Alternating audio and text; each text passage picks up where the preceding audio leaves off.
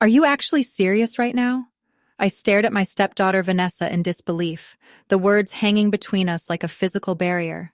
Completely serious, she replied, arms crossed over her designer blouse. Dad would have wanted me to have the perfect wedding, and since he's not here to pay for it, the responsibility falls to you. I took a deep breath, trying to process what she was asking, demanding. Actually, my husband Richard had passed away 14 months ago after a brief but brutal battle with pancreatic cancer, leaving me to raise our twins, Max and Olivia, who had just turned 12. And now, his 26-year-old daughter from his first marriage wanted me to sell our family home to fund her extravagant wedding to a man she'd been dating for less than a year. Vanessa, this house isn't just an asset. It's our home, mine, and the twins. Where exactly would you expect us to live? I asked, struggling to keep my voice level. She shrugged, inspecting her manicured nails. You could rent somewhere smaller. The twins could share a room. It's temporary until you figure things out. That conversation happened 8 months ago. The first of many confrontations that led me to where I am today. Standing at the back of an ostentatious church, watching my stepdaughter's wedding unfold with a document in my hand that would change everything. Richard and I had been married for 14 years. I met him when I was 30 after his first marriage to Vanessa's mother had ended in a bitter divorce. Vanessa was 12 then, the same age my twins are now, and I'd done everything I could to be a supportive stepmother, despite her resistance. She just needs time. Richard would say whenever I came home crying after another one of Vanessa's cruel rejections. The divorce was hard on her. I gave her time, years of it. I attended every school event, helped with college applications, celebrated her achievements, and tried to include her in our family life after the twins were born. But Vanessa remained cold, treating me like a temporary inconvenience in her father's life, rather than his wife and the mother of her half-siblings. When Richard was diagnosed, everything happened so quickly. Within 3 months, he was gone, and I was left grieving while trying to help 2 confused and heartbroken children process the loss of their father. Vanessa, who had moved across the country for work years ago, flew in for the funeral and left the next day. I can't bear to be in that house without him, she'd said, not bothering to help with any arrangements or spend time with her half-siblings, who were desperate for connections to their dad. I didn't hear from her again until she called announcing her engagement to Bradley, the son of a prominent local business family she'd reconnected with at the funeral. The same call where she mentioned how perfect our spacious home would be for wedding photos. When I refused to sell our house, explaining that it would uproot the twins during an already difficult time, Vanessa exploded. "This is so typical. You've always put those kids ahead of me," she shouted through the phone. "Dad left that house to all of us, not just you and your precious twins." This wasn't technically true. Richard and I had owned the house jointly, and his will had left his share to me with the understanding that the twins would inherit it eventually. Vanessa had received a generous life insurance payout and Richard's vintage car collection, which she promptly sold. "Vanessa, your father wouldn't want your siblings to lose their home." I tried to reason. "Half-siblings," she corrected icily. "And Dad would have wanted to give me away at my dream wedding. Since he can't do that, the least you can do is make sure the wedding happens the way he would have wanted." Despite my refusal to sell, Vanessa continued with her wedding plans, repeatedly hinting that I could do the right thing and at least take out a second mortgage. When that didn't work, she started asking for loans, suggesting I dip into the twins' college funds or cash out my retirement account. "It's just sitting there anyway," she argued during one particularly heated phone call. "And Bradley's parents are expecting a wedding that matches their social standing. I can't embarrass him with something cheap." I offered what I could afford, a modest contribution that would cover the flowers or perhaps the photographer. She dismissed it as insulting. The situation reached a breaking point 3 months before the wedding. Vanessa and Bradley came for dinner, ostensibly to discuss compromises on the wedding budget. The twins were excited to see their older sister, having prepared handmade gifts to congratulate her on her engagement. "We made these for you," Olivia said shyly, presenting a scrapbook of family photos that included several of Vanessa with Richard from when she was younger. Vanessa barely glanced at it. "Thanks, I'll look at it later." Throughout dinner, she discussed the wedding as if it were a corporate merger, all spreadsheets and vendor negotiations.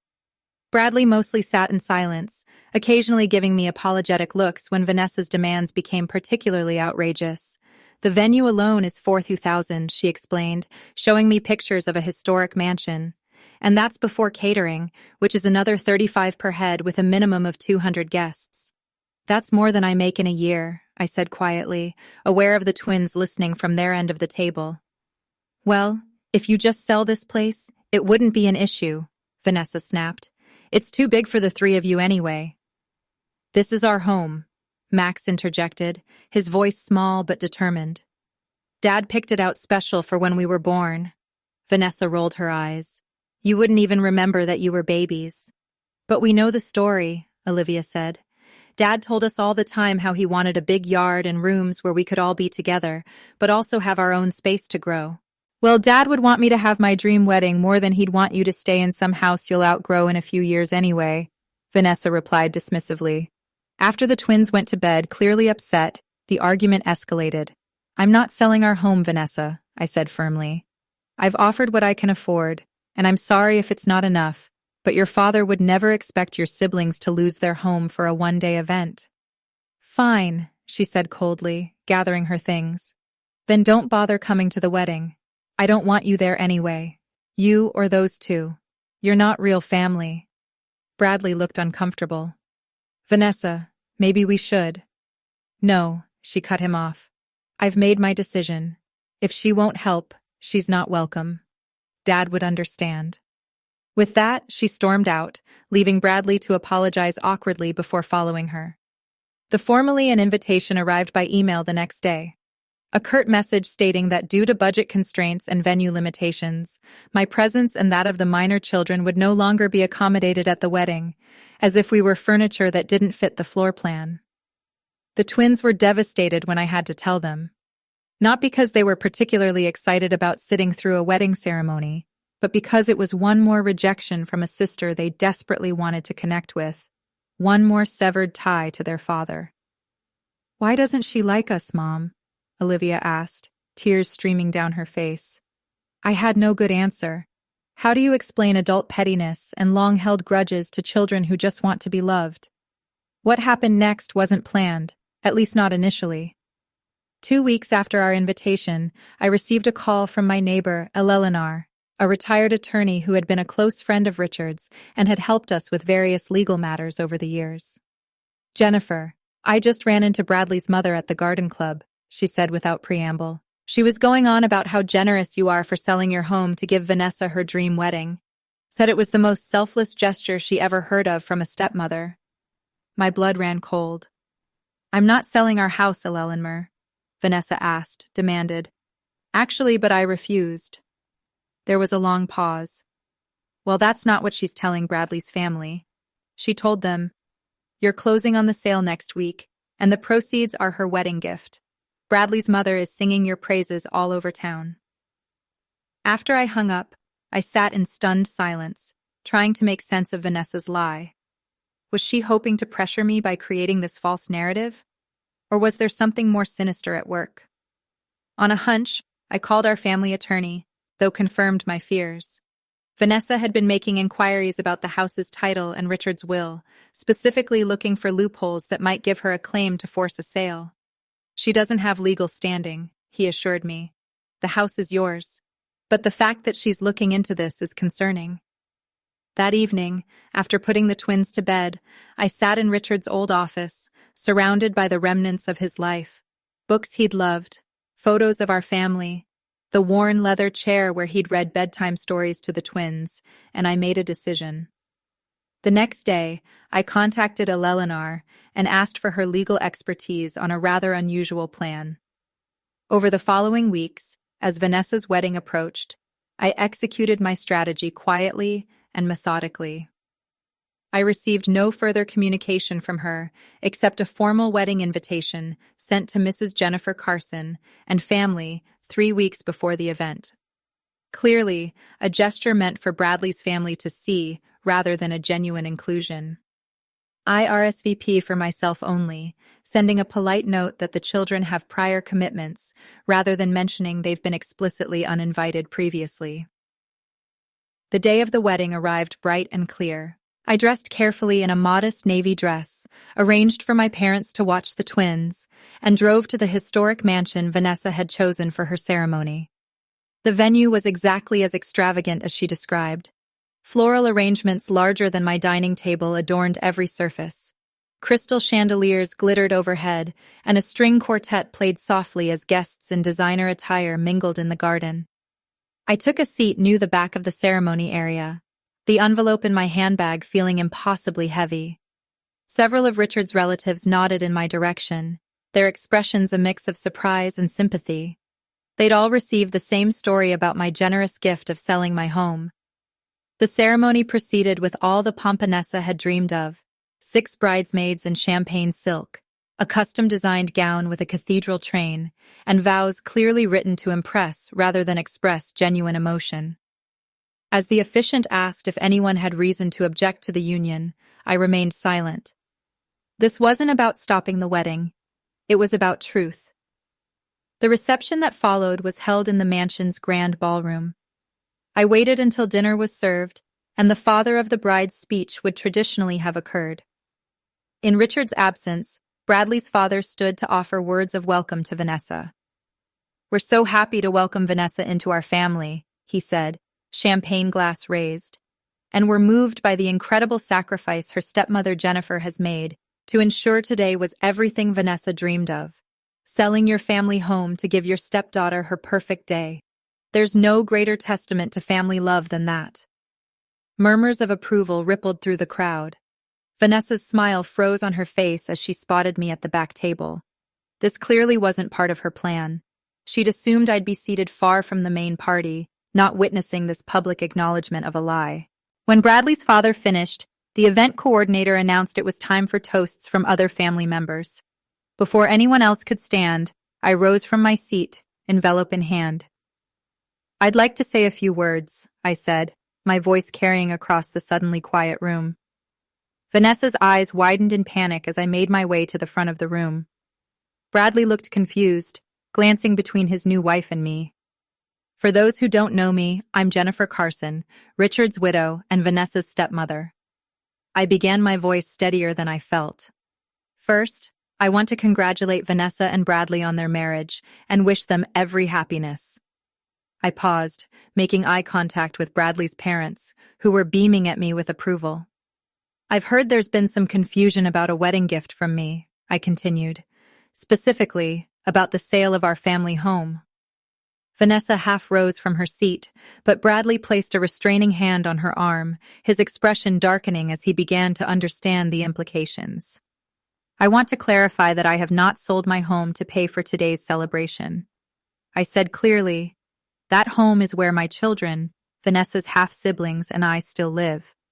It's the home Richard and I built together, where we raised our family, and where his memory lives on in every room." The room had gone completely silent. Bradley's mother's smile had faded to confusion. "However," I continued, opening the envelope I brought, "I did make a decision about property recently.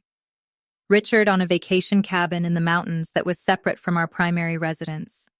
He and I spent our honeymoon there, and we took the twins there every summer. It was his special place." I withdrew the document from the envelope. "I've decided that this property should benefit all of Richard's children. So while I haven't sold our family home, I have transferred ownership of the cabin to a trust." Vanessa's expression shifted from panic to calculation, clearly assuming the trust would benefit her financially. "This trust," I continued, "will maintain the property as a retreat for families dealing with childhood grief and loss. It will be named for Richard and operated by the Children's Bereavement Center that helped Max and Olivia after their father's death." I held up the trust document for everyone to see. "The property belongs to someone else now, to children who need a safe place to heal, just as Richard would have wanted. I've made this donation in honor of today's marriage as my gift to the couple." The implications were clear. There would be no windfall for Vanessa, no property she could leverage or sell. Instead, Her father's beloved cabin would help children like the half-siblings she rejected. Bradley's parents were the first to react, rising to their feet with genuine applause. Others joined, perhaps not fully understanding the subtext, but appreciating the charitable gesture. Bradley himself looked relieved, as if a weight had been lifted. Vanessa sat rigid in her chair, a brutal smile fixed on her face, as she realized her lies had been exposed in the gentlest, most public way possible. After returning to my seat, I stayed only long enough to finish my meal and accept genuine thanks from Bradley's parents, who seemed oblivious to the tension between Vanessa and me. As I prepared to leave, Bradley approached alone. "Thank you," he said quietly. "For what?" I asked, surprised.